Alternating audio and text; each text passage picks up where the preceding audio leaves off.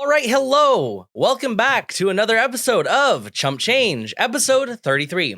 My name is Lorenzo, and as always, I have with me... I'm Pree. Hi, howdy. How's it going? I want to start off strong because I fucked up the first recording. All right. We got a couple of topics to talk with you about. Otherwise, you wouldn't have a show this week. So let's get right into it. All right. Pree, how you doing, man? How was your week? Pretty good. You know, I've been walking a lot. I've been walking. So like, where I live, you know, it's over here by a lot of big mountains. So in the morning, you know, I get bored sometimes. I'm like, you know what, let's go take a walk. Yeah. It was sprinkling out a little bit like 2 or 3 days ago. And I said, maybe a smart idea to bring an umbrella. The only one I had was this really cheap, like plastic umbrella.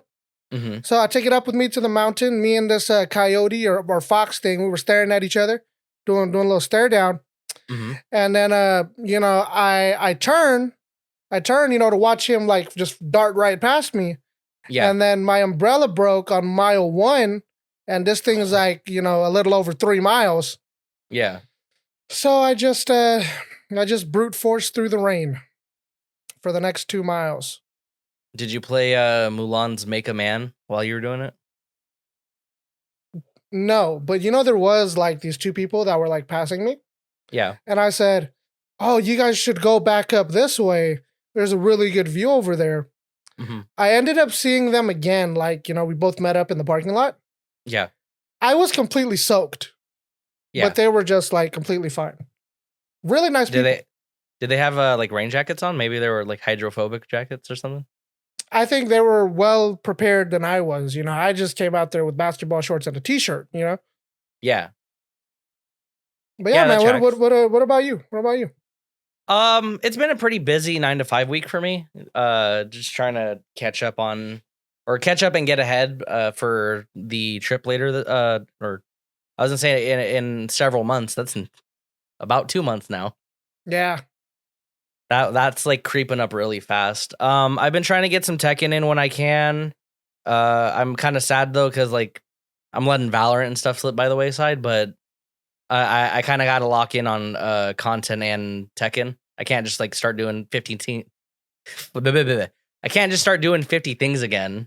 Yeah. Just because we've seen me get burnt out, like trying to handle everything at once again. Speaking of 50 things at the same time. Yeah. So this video will be coming out on April 3rd, Wednesday. We're recording it on the Friday before that. First off, happy late Easter, everybody. And also happy late April Fools. If you're watching this, hopefully you came from the main channel and you saw our April Fools videos that are going to go up. Pree, how do you feel about our cover EP? If you stayed for the whole video, you would have knew that even if there was 2 songs, I just left the video there just so you can't like skip through it. But there was no audio after the second song. And if you did stay, thank you. Are we gonna extend the songs to make people think it's a longer video? You thought it was a 12-minute video. But it was actually just a 2.5-minute song with black screened for another 10 minutes. No.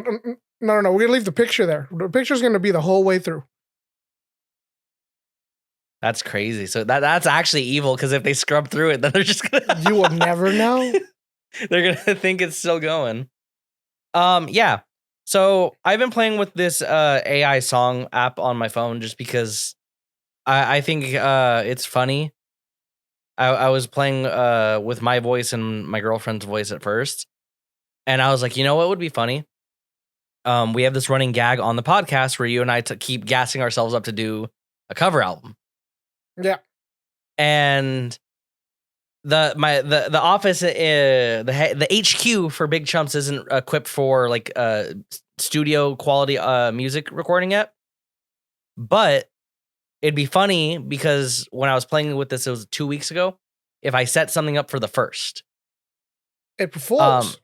Yeah. except for April Fools. So it's kind of like we're delivering on it, and then even though YouTube will force it to have the AI tag, it will be our voices, and for only April 1st, it will be advertised as if we just sang it. The title will just be Big Chumps cover of Burger King Ballin' rap. Yep. And then on the 2nd, I'm going to change the title back to like Big Chumps AI cover. Yep.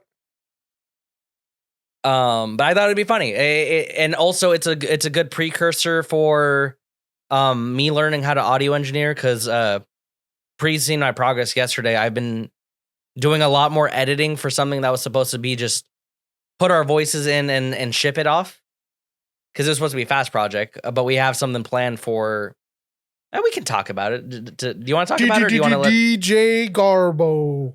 Do you want to talk about it, or do you want it to be a surprise? I'd rather not talk about it. You know, Okay. I think I said enough. But yeah, I've been doing some audio mixing. As of right now, there's 2 done. You guys will have seen Pree's cover of Diamonds, both of us doing the Burger King Ballin' rap, and I have 2 more that I'm working on, and we'll see if they get done by Monday.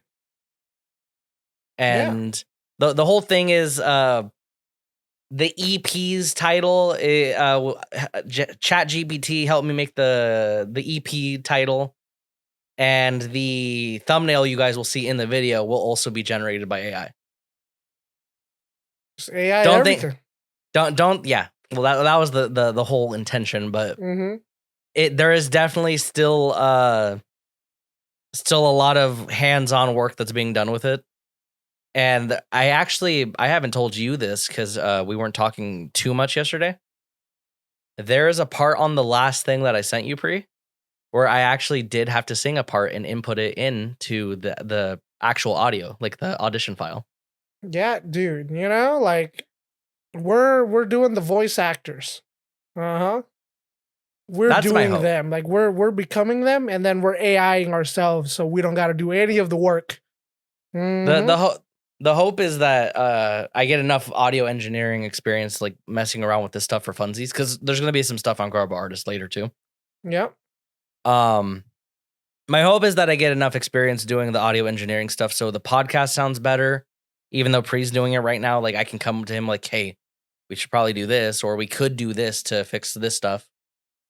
And then being able to do our own audio engineering for our videos and stuff later on will be pretty fun. Like there's a bit in the Tekken video that's coming out next week, and it's stupid, it's silly. The actual video looks like crap, but like I'm actually putting some beans in the audio part of it. So I'm hoping that that's the arc I'm on right now, just figuring out audio stuff. Because I think a good sounding video is just as good as a good looking video. It's about the personality of the video. Hopefully both of us can come together and make both of that work, the good looking and good sounding video. Yep. All right. That's enough about the April Fool's bit. It's already taken enough of my days as it is. Next topic, I wanted to talk about content production in 2024. All right. All right. Content production. All right. Check it out. All right. Content production so far. Our workflow. We record. We try to chop it up. We try to put it together. We try to ship it out just like that. And for movies and games, it's been roughly the same. Except the difference is we're putting out almost the same content at the end of the day. Go ahead and describe why, Lorenzo. All right. Anyways, so what he was trying to say. So on this nice article from blog.aspiration.marketing/en, content quality versus content quantity. Right. The best way to put this: releasing an unfinished game just because you got to meet the deadline, because, you know, just like everyone else, including us, we try to hit the deadline. If we don't hit a deadline, then we kind of got to look at ourselves and say, well, Do we serve it to them, or do we make them wait? And go ahead, Lorenzo, say your 2 cents on it. Go ahead. That's not really the beat I was trying to hear. I sort of related for us, but not. It wasn't the part of that I was trying to hit. The biggest thing that I was trying to hit here was, first off, I wanted to call out how there's less general audience games and movies coming out this year. Mm. And the linchpin on that was content quality versus quantity. Yep. Because everyone was, ragging on Disney / Marvel for, there's a thing every month now or every 2 months, but the quality of it's dog shit, so I'd rather not have it at all. Yeah. Yeah. I mean, it doesn't hold up to standards, yeah. And to your point, I hate calling video games unfinished, but that is unfortunately the reality of some of the games that we're given. Or if anything, it's not finished, it's they didn't check their homework before they sent it off to the teacher with any game breaking bugs and stuff like that. When you play Assassin's Creed and you fall through the map, pretty bad bug or geometry to miss there. But how that is relevant to us is, I wanted to talk about how Pree and I we called it out in the Pal World video that we're trying a new process. And admittedly, the Pal World video took a very long time because even our new process still needs to be refined, because we had a 4-hour gameplay session and I effectively had to sift through 8 hours of content to find about 2 seconds of clip. Yep. So right now we are currently working on our Tekken video. We did the scripting about 3 weeks ago, 2 weeks ago, 3 weeks ago. Like in between that time. Yep. And we've kind of been sitting on it because I had to do my part and weigh in on it. But Pree's been playing the Tekken series for a while, and he basically nailed everything that I had to contribute. So really, it's just me adding that vocal sizzle to it when we start recording the stuff. But the process is script stuff, play stuff, script stuff. If we need more clips, we go get the clips. I'm hoping that instead of just recording then scripting, we're recording for reactions, scripting, but then like any essential clips we need, we just go get those after.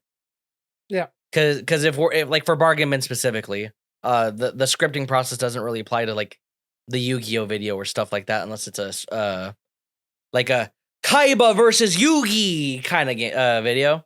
Yeah. The hope is that, we're recording just enough to get the genuine reaction and we have a good time frame of where that happened. But just so whoever's editing doesn't have to sift through 8 to 10 hours of content. Like for this one, Pree's like, oh, dude, I can go in the game and I can capture a replay, or, oh, I can recreate this move in like 5 seconds.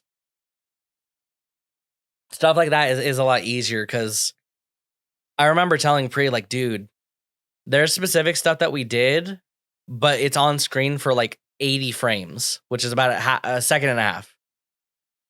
Yeah. So then I had to find a place to go extend it, or I just had to fill part of that clip with like visual effects, or I had to put a diagram on, like I had to do stuff to pad out the fact that you didn't get to see it for longer on screen. Yeah. And as much as I love how the PAL video came out, it looks very clean. It's probably our cleanest video to date. There could have been a lot more work done on it. Yeah. In terms of substance delivery, or not substance delivery, in terms of you guys seeing the actual gameplay, because we had to hide a lot of the little seams and stuff with stuff on the screen to like, hey, look over here, look over here, buddy. Yep. So that's how that's relevant to us.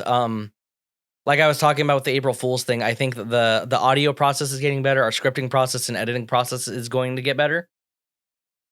But you made a comment off screen where we kind of just got to do it, and we got to adjust accordingly as we keep going. Yep, and some things we don't really see firsthand, Some things, Yeah. we gotta let the video release, and then we can hopefully take a look at it later, and be let's do that better.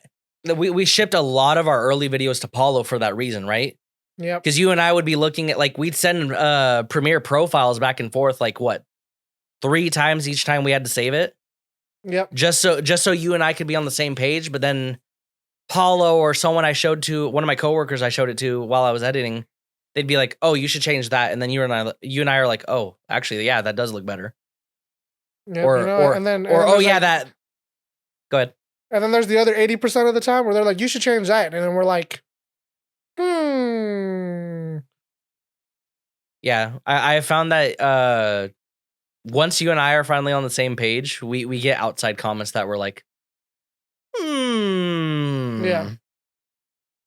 So being more receptive to what's being said outside of our own eyes, and then just adjusting our stuff, because in our notes here, my comment that was relevant was, will the improving and producing the content, will that be more, or will it have better quality? But also, are we going to be enabled to release stuff in a timely manner and still deliver that quality? Because as I'm about to talk about with the main part of this topic, if a game comes out, everyone's going to be playing the game. We either need an early copy to take our time doing an edit, or we need to day one play it, night one play it, and have a video ready in 48 hours. Yeah, and I mean that honestly, I think that's how a lot of it goes for early release videos. For those who are not able to get a early access code, or a early shipment of a product, that sort of thing. Yeah. So we just gotta take the Red Bull, I think, and get it crack-a-lackin'. Oh yeah, I think I'm okay with Tekken and Palworld taking the time that it has, just because it's also like Tekken especially. We're going to Evo for that, and that's something that it's, the more we play it, the more we can formulate opinions, or the more we'll see something different. Yeah. Like, something that I commented on our scripting session last night is I hadn't experienced lag up until last night. Yeah. But I did a speed test while I had the game open. My internet speeds were still like 4K Twitch streaming quality. Yeah. So there's no reason that I should have been lagging in game on paper. Yeah. So I experienced what Pree said it sometimes happens between like the handshake for console and PC players, or sometimes the in between is just, because like in terms of the UI, I'm pretty sure that the bars were green on both sides for like connection. Latency went up, but if the connection says it's fine, the connection says it's fine. Crazy to think about sometimes. But that's a tangent. So back to the main part of the topic is this. I want to talk about what's releasing this year in terms of movies and games. And I in the random notes tab, Pree, I noted a bunch of specific ones, movies and games that I think most, if not all, of the casual audience for both like video games and movies will be more inclined to go see in theaters. Oh, dude, Kung Fu Panda 4. Didn't that one already come out? Yeah, I have the months above in the movie section. Oh, okay. All right. Because, I think there was a cool little popcorn guy. Popcorn Poe bucket. Oh, yeah? There was also a really, really cool bucket that was making its rounds on Twitter and Reddit for Dune. Have you seen that popcorn bucket? Wasn't it like... I never watched Dune, so I don't want to like explain it wrong. Just look up Dune Part 2 popcorn bucket for me.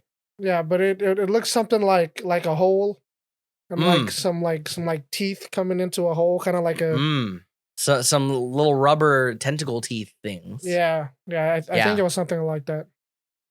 So I know Kung Fu Panda and Dune 2 were pretty highly anticipated, just because like, oh dude, Jack Black's back at it again. And then Dune was like generally considered like a good movie, I guess. I didn't watch it. Yep.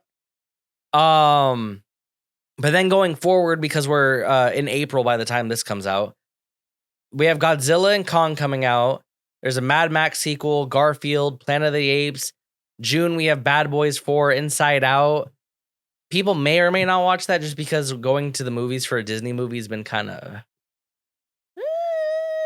Inside Out was pretty good, though, so I'm hoping that the sequel is pretty good. They took their time with it. There's a prequel to The Quiet Place, Despicable Me 4, Deadpool 3. That's an important one I'm going to talk about in a second. They're making a Borderlands movie. There's another Alien movie that's going to be like a story in between the earlier movies. A Kraven the Hunter movie, a Transformers movie, a Saw 11, a sequel to Joker, Venom 3, a film adaptation of Wicked, which people are going to watch because of Ariana Grande, probably.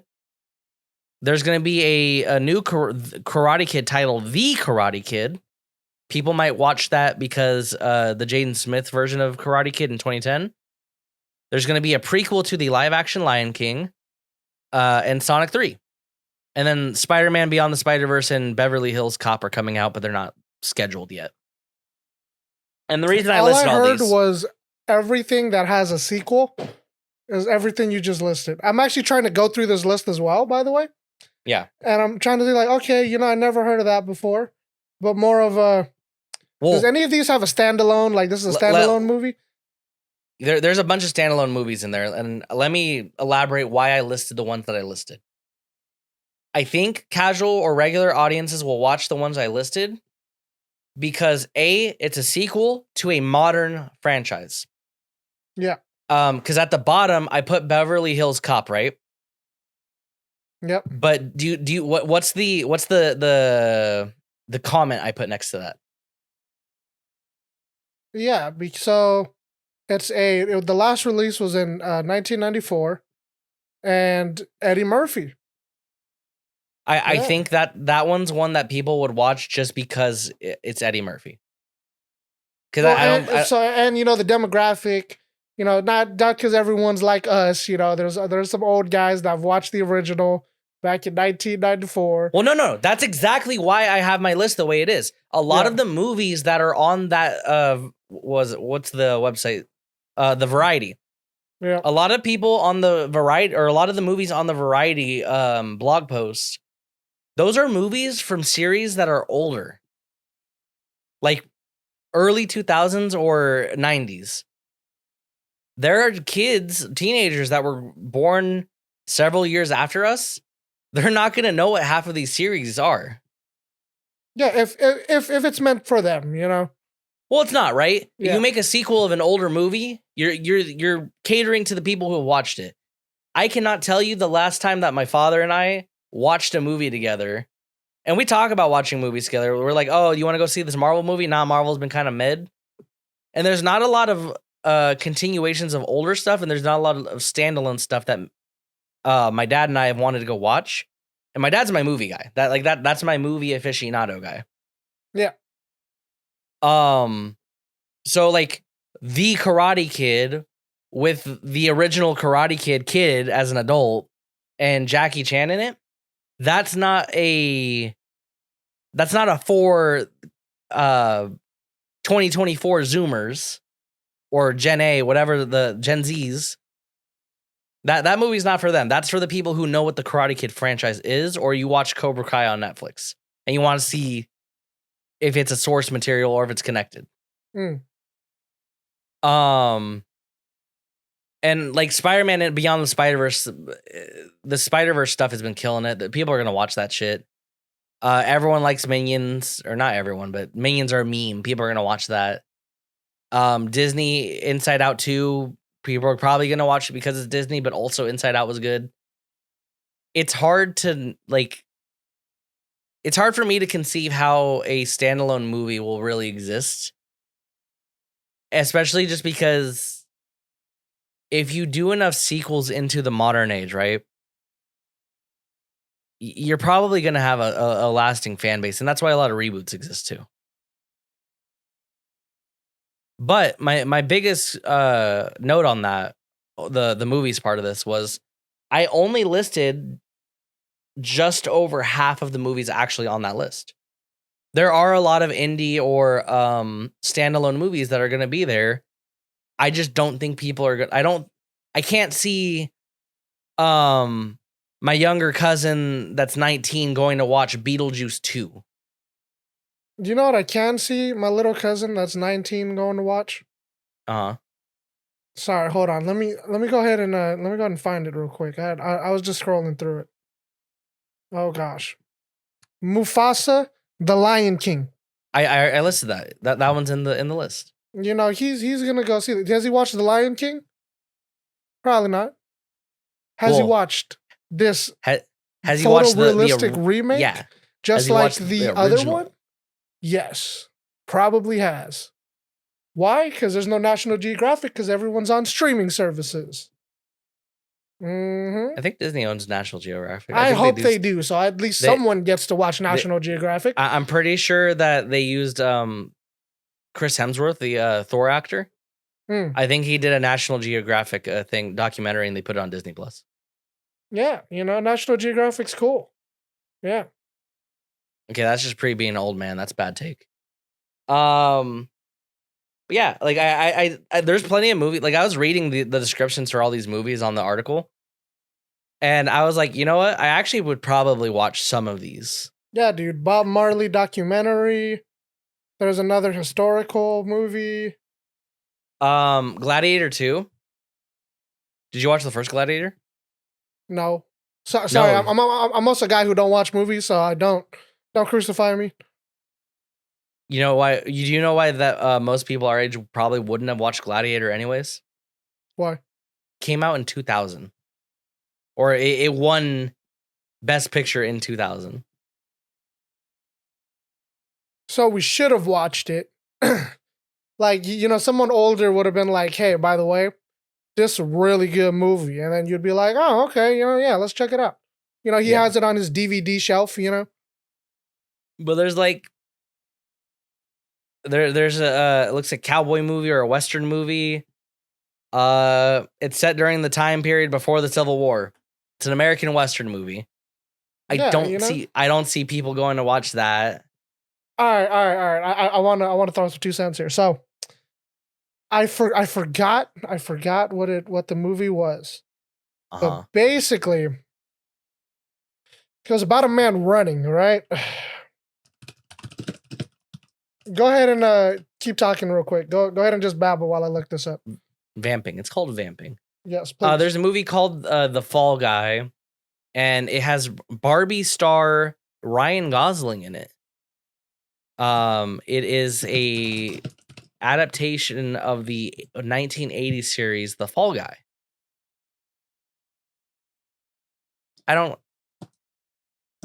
It's a movie based on a show from 1980. I don't see younger audiences going to watch that. Oh, you know what? There is a movie that I missed, and I saw who's starring in this, and people will probably watch it for her. There is a movie called Challengers, and it's going to be a steamy romantic comedy, sports drama, starring Zendaya. People might watch that. All right. So coming back here. So back in 2016, when I was in high school, there was this movie that came out called Race, right? And it was a biographical sports drama film about African-American athlete Jesse Owens, who won a record-breaking 4 gold medals in the 1936 Berlin Olympics, right? Anyways, so, you know, it might not be as groundbreaking and box office selling hit as Spider-Man Beyond the Spider-Verse, but I won't knock anyone who tries to do anything different, because not at all. That's not what I'm saying. Something that I would watch. That's not what I'm saying, though. Yeah. What I'm saying, my list was if I'm not considering the content that I'm going to be watching, if I'm looking at it face value, and that's why I adjusted. I said, oh, you know what? I missed this movie. Zendaya's in this movie. A lot of kids these days, they'll watch something because a guy is in it. I mean, you know, relatability. Yeah, I mean, you know. Like, oh, I've seen that guy. Yeah. I trust him. Like, Don't get me wrong, there's a lot of movies that are not like mainstream action thrillers and stuff, and even old movies. I go back and I watched movies from the 80s and 90s and early 2000s. Yeah. I'm not saying that all 47 movies won't be for everyone. I'm saying that at face value, because let's be honest, the majority audience, it's going to be families, 20 somethings, and probably teenagers on break. Yeah, for that target demographic, sure. Like you're trying to hit the guys in the 20s just coming out of college. Well, yeah, the general demographic, the people who are willing to go to a movie theater whenever, that's that demographic. Yeah. I mean, do I know what the demographic is for the movie theaters? Not really. Do I know that I go to the early bird show? Yes, I do. I go to the early bird show, and guess who's not there? Anybody? That target demographic. Anybody? Oh no! It's me and a bunch of the old heads, Yeah, all the bunch of the old people's watching. But like I said, for all those movies that I would watch, it's usually some like old historical documentary. Those are pretty cool to see. Or it was always like some Disney movie meant for kids, and I'm pretty sure there was no kids there, but we're watching it anyways. Like Inside Out. I need to make a compilation of Pree proving he's old. I mean, yeah, because don't count out the old heads. Not everyone has to be a 20-year-old Zoomer. Well, I hope we're not the Zoomers, dude. If you and me are the Zoomers, then you and I. I mean, that's what you saying we are, bro. We gotta watch Spider-Man. No. Yeah. No. I probably wouldn't watch Spider-Man if I wasn't an artist. I don't know. I don't watch Spider-Man. I wasn't too interested. You just don't watch movies. You just don't want to. You watch documentaries to fall asleep because you're fucking 63. See, look. Now I'm getting attacked for watching old documentaries, okay? I'm just saying, like, I probably wouldn't watch the movies I watch if it wasn't the content that I actively try and make. Like, I wouldn't watch Disney. I watch Disney movies just so I can see the animation styles and stuff. Yeah, if you're not interested in something, why would you watch it in the first place? Yeah, no, I agree with that. Are you ready for Godzilla X Kong? Is that the one where Godzilla and Kong go fight another Godzilla and Kong? Let me scroll down to that part. Godzilla X Kong: The New Empire. It's a sequel to 2021's Godzilla vs. Kong, as they face off against a new threat. I guess so. The only thing that I think of is the really original Godzilla, where it's just Gogeta! where it's just a guy in a costume, and like he's just going literally like just sideways on the screen, stepping on toy cars, knocking over cardboard building. building. Yeah, dude, that was wonderful. I think Brother Man, when we were in 3rd grade, I think he brought an actual Japanese copy of Godzilla to class. Dude, like that's the movie to watch. Brother Man, if you're watching this, I remember that. That was fun. You 20-year-old kids, you need to go watch something that you're not familiar with. Uh-huh. Yeah, we should stop getting personalized Google ads, and you need to start, looking at other things in life, huh? Let's do a top 10 Big Chumps must-watch movie list. No, it's gonna be the Big Chumps top 10 cover album, except for movies. We recreate your favorite music videos. We'll use AI for that as well. All right. Next topic, or next part of this topic, is video games, because video games is also pretty relevant to what we actively do. I'm moving windows around on my computer today. All right, so for video games, right? For video games, I try to be the person who gives all games a chance, even if it's not really what I really enjoy.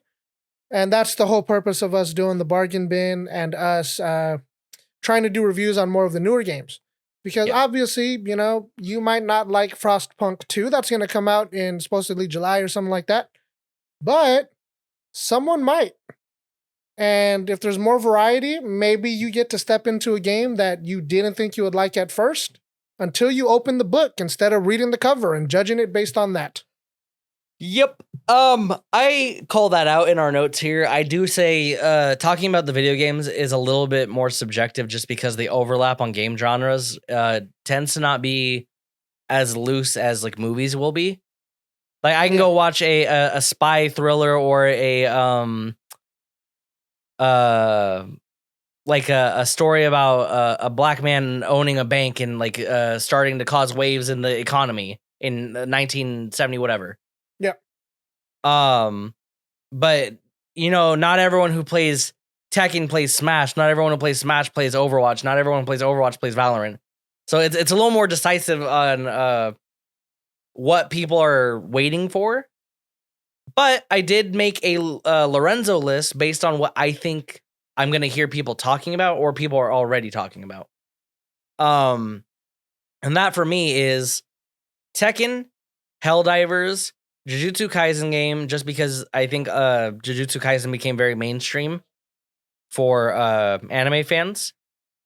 And I think that's something that like a PS5 owner will just pick up just to play it. They're remaking the original Mario versus Donkey Kong. Final Fantasy VII remake is getting its like expansion, so it's going to be Rebirth.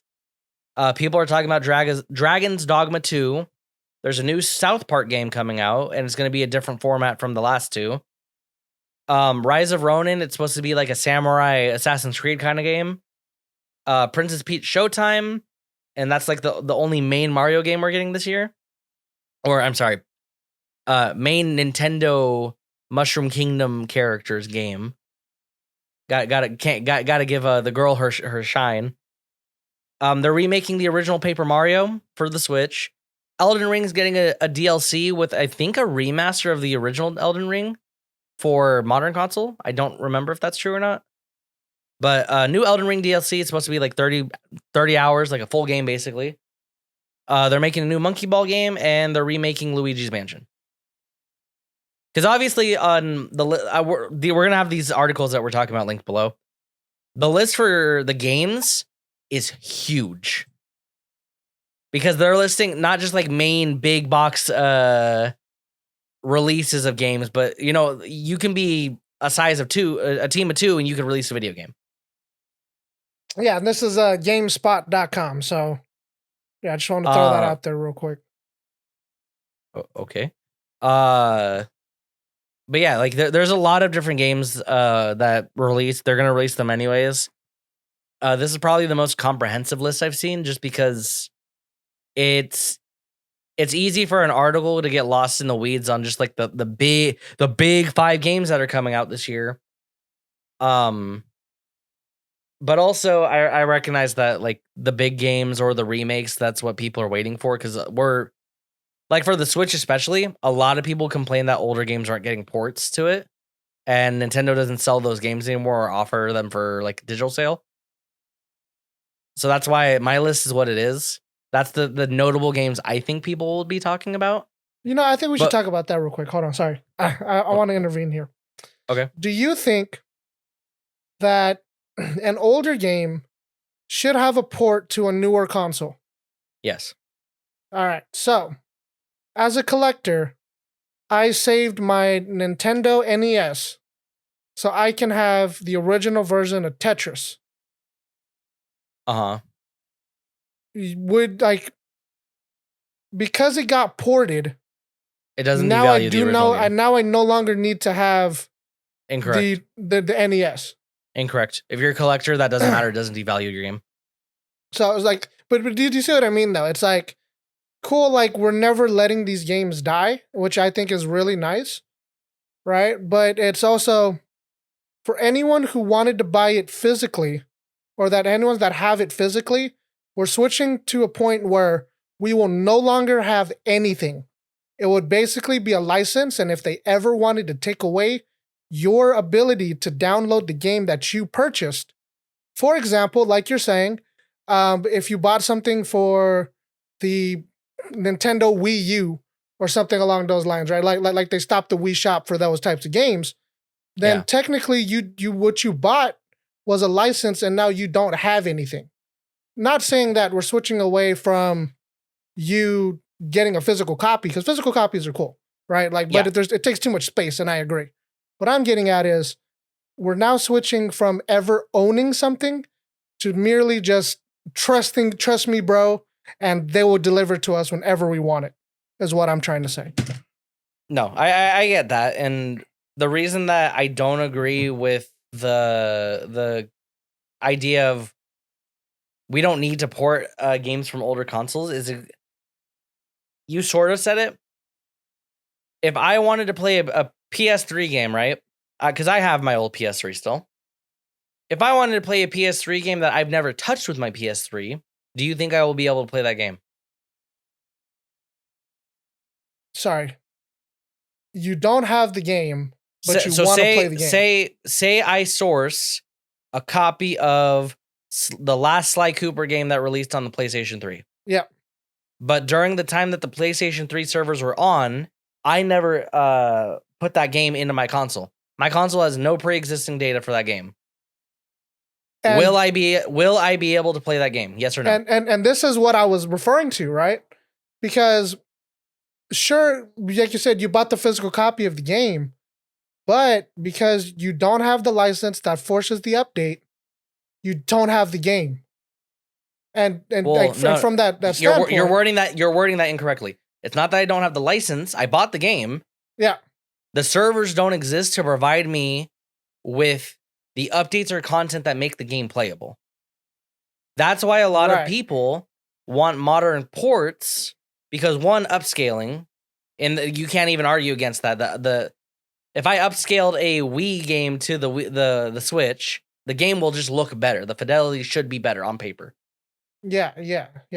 But like a lot of preservationists, they'll download their digital games. They'll buy all their physical copies before a game ends. They'll have everything updated up to the point that the system stops. They'll rip it out of the wall, or they'll delete their internet connection so that system never has a fault playing those games again. Yeah. For the end of time until those games break, that game will be playable on that system. And I don't agree with we don't own the license, talk, because I see it on Reddit and Twitter too. If I bought the game, but the service is stopped because, say, Crash Team Racing for the PlayStation, the original PlayStation. Okay. I bought that game. I have the physical copy of the game, and it works fine. If I bought that game, if Sony was paid their money for me to be allowed to play that game, does it make sense that I'm not allowed to play that game anymore? And that's exactly that's the argument being made, yeah.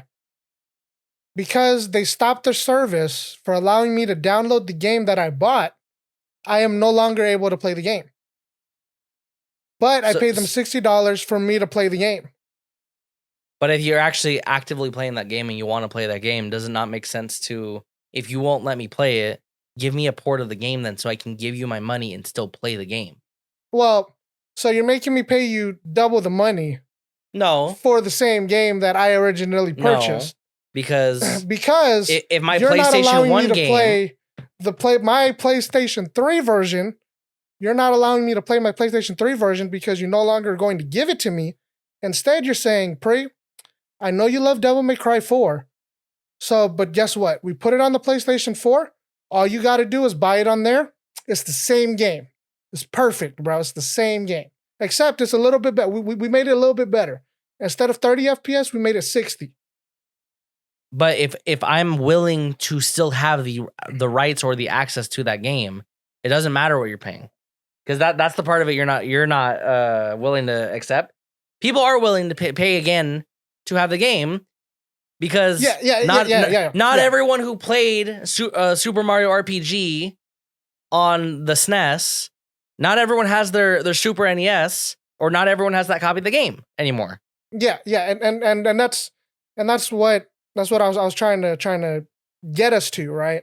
So, sure, for people who didn't own the game, And everyone who wants a brand new one or a brand new remake of the old game, cool. The ports are great.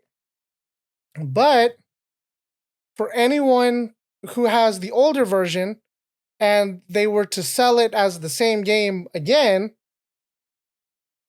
why wouldn't that guy be able to just have that same copy on the newer generation? You know what I mean? No, because it's a different experience.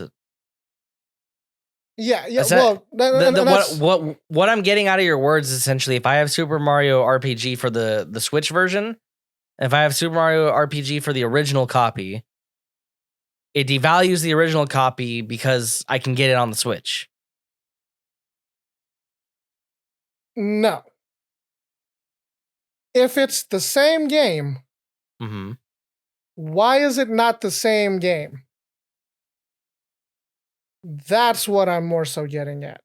You're going to have to elaborate on that because you said the same thing twice. If it's Mario 64, if Mario 64 is the same from the Wii U to the Nintendo Switch, my account is the same Nintendo account from the Wii U. Oh, yeah, no, why correct. Don't I own correct. Nintendo Switch? No, you're right. And they did that from the Wii to the Wii U. They did do that. And the Nintendo ID is still the same from the Wii to the Switch. Yes. Yes. Nintendo absolutely should have just let you carry over those games and still offered them on the new system. Yes. And because, like I was saying, once you take away my ability to download the game that I bought, but you're now re-releasing the game without me still having the license, I don't think that's right. And to be honest, that's why I'm kind of against all of this. We don't get a physical copy that's playable standalone on the console, but I do get it, right? Piracy is a thing, and that's their avoidance for piracy, right? But at the end of the day, I bought the game, let me play the game, right?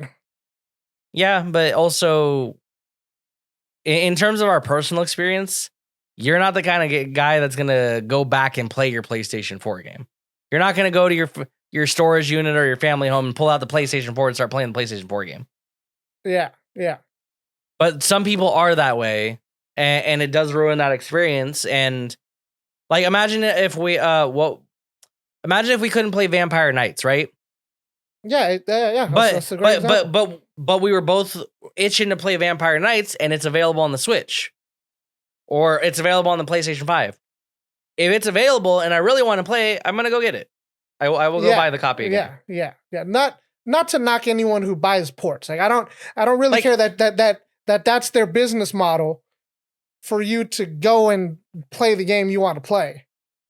I'm just saying Sony's a scumbag for making me download an update in order to play a game. Oh yeah, no, I mean, and it's a brick any other way. Part of it is, and we have to give credit where credit's due, right? It's not inherently Sony's fault. I remember this specifically from the PlayStation 4 in the 3 and 4 days. Sometimes there's games that are released for a specific update of a system. So maybe it's not that you can't play the game because you don't have the software to download.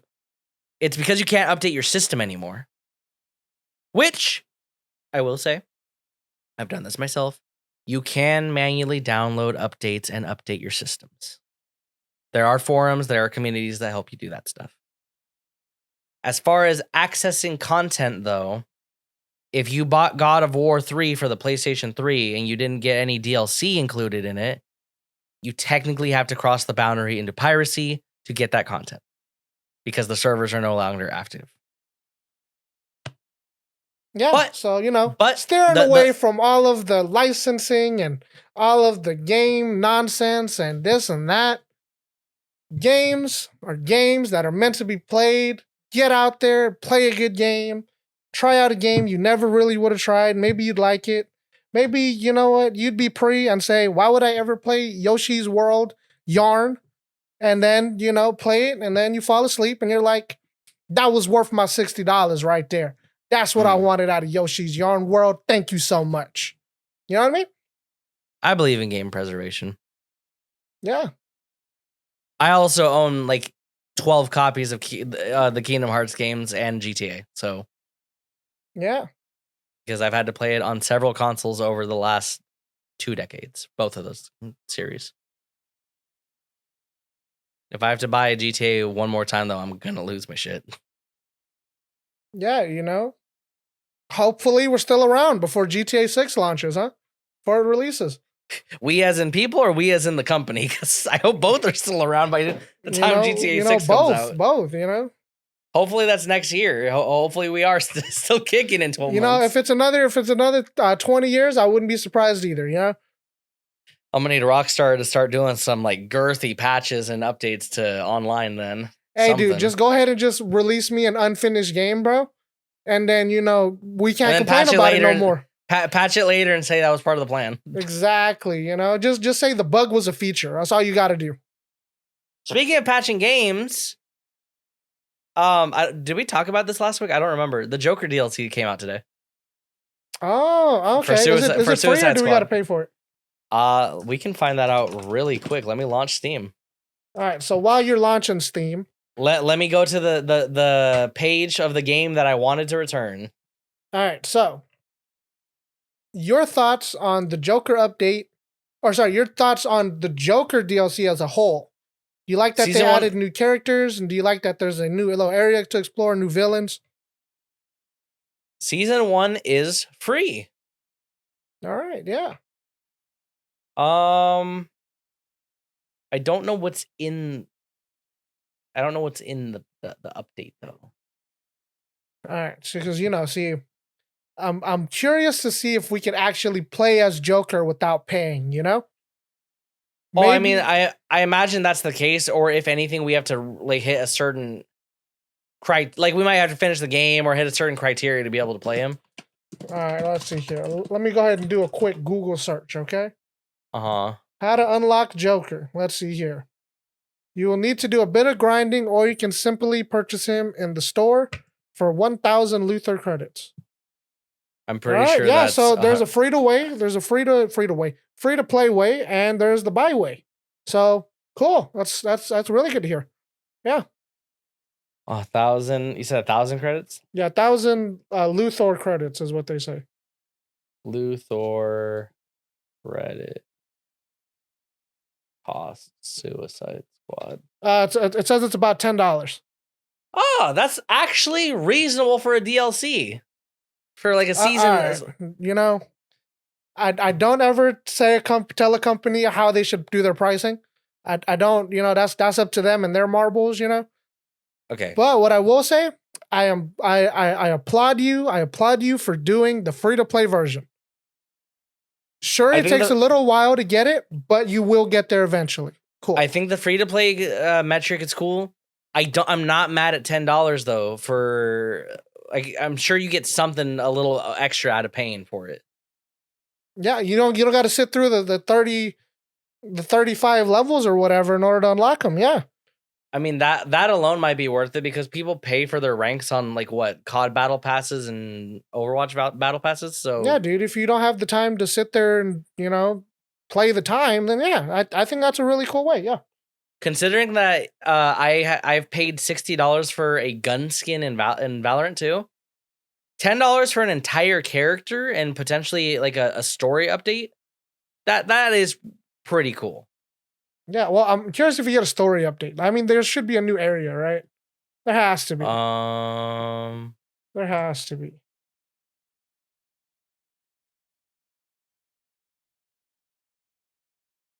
Oh gosh. Screen rant. Joker's frustrating Suicide Squad Kill the Justice League's debut is the last straw for some players. Uh-oh. There's a new status effect. Oh, they set up Twitch drop, so if you're playing and streaming Suicide Squad, your viewers can get a custom like neon color variant of Joker. Hmm.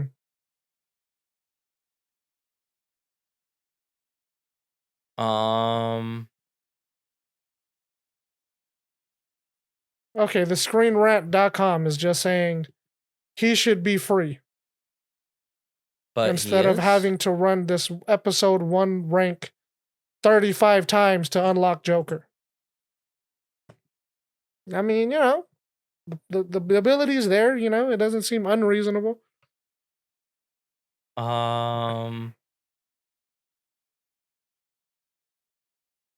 They fixed the mastery progression, which we didn't even get to. Login issues. They fixed login issues, Pree. We can play together online. Hot diggity dog. Shoot, we might do that Suicide Squad video now. We can actually play the game together.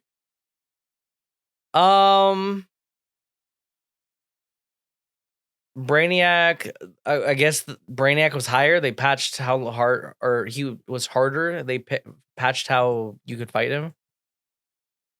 Oh, I did talk about this with you off screen. I think you can toggle. Remember how we talked about Palworld being able to toggle off the HUD, like the health bar and stuff, like flickering. Yeah. Well, you can do that in Suicide Squad. You can just have no HUD on the screen by choice. In the game where you have resource management. Well, I mean, if you wanted to just traverse the world, but I think you still get hit with random enemies on the map, though, right? Yep. Yeah, I don't understand that, but yeah. Okay. Like if I was not aware that a guy spawned on the rooftop behind me and I just got like turbo sniped out of nowhere, I'd be pissed. Yeah. I don't know why you'd want to turn that. Like, actually, no. Turning off the HUD for cinematic shots for content creators makes sense. Yeah, that's what I just described. Yeah. Yeah. Speaking of snipers, update to sniper enemies teleport behavior. Snipers will take damage when teleporting and teleport less frequently. Yeah, dude. All the people that wanted to bash at him and spend 60% of the battle scene jumping from rooftop to rooftop. Yes. Help the mission go a little faster. I vividly remember getting pissed off because towards the end of our play session, we switched over to the characters we weren't playing. Yep. So I think you were Harley Quinn and I was Captain Boomerang. Yep. I was getting pissed because I was getting sniped from every angle because we were like under a bridge. And Captain Boomerang, he wasn't that good. Yeah, he wasn't that A lot of people apparently, a lot of people I talked to outside of like work, they said they weren't like upset with him. They found a way to like deal with his traversal. It just became more of a timing thing, which I don't like. If I want to move somewhere, I want to move. I don't want to wait to have to move. Yeah, I don't want to be locked in to a specific directional path. Yeah. Yeah. Because if I'm trying to evade something without like the dodge, like if I'm just trying to get all the way out, if I'm still standing there and I can still get hit, that defeats the purpose of the evading. Yeah. Like, I think they could have absolutely fixed that problem with the Captain Boomerang. Because the whole gimmick was he was like stealing the Flash's powers. Just make him run fast. Just make him run fast. Dude, what? It's going to be just like DC Universe Online. It basically already is a bad version of that. Dude, they're all the same game, bro, right? So we actually had this conversation at the beginning of our scripting session for this. I found out 2 days ago, DC Universe Online servers are still online. What? Do you want to do a DC Universe video? You know how long that game is going to take for us to get anywhere remotely like... Oh, no, dude, we're pro gamers. We got it. No way this is still up. That game released in 2011. It's still up, dude? It's older than GTA. No way. It just got an update? What? DC Universe Online.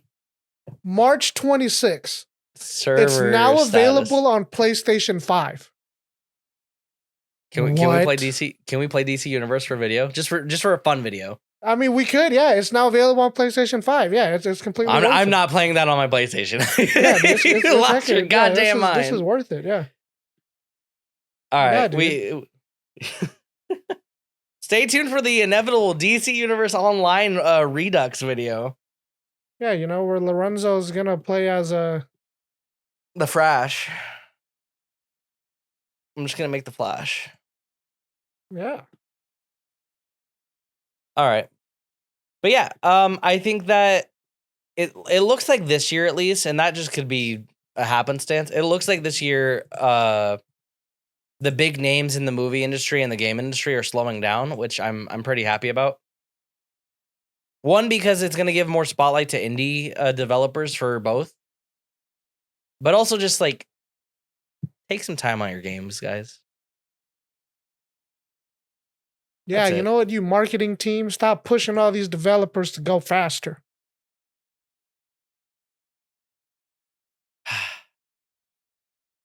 But I think we should wrap up. We just hit the hour mark.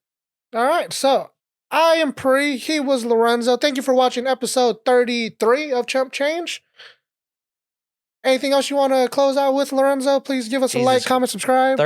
33 episodes. You think he'd know how to do the outro? All right, yeah, but like, comment, and subscribe, and we will see you in the next video. Toodles.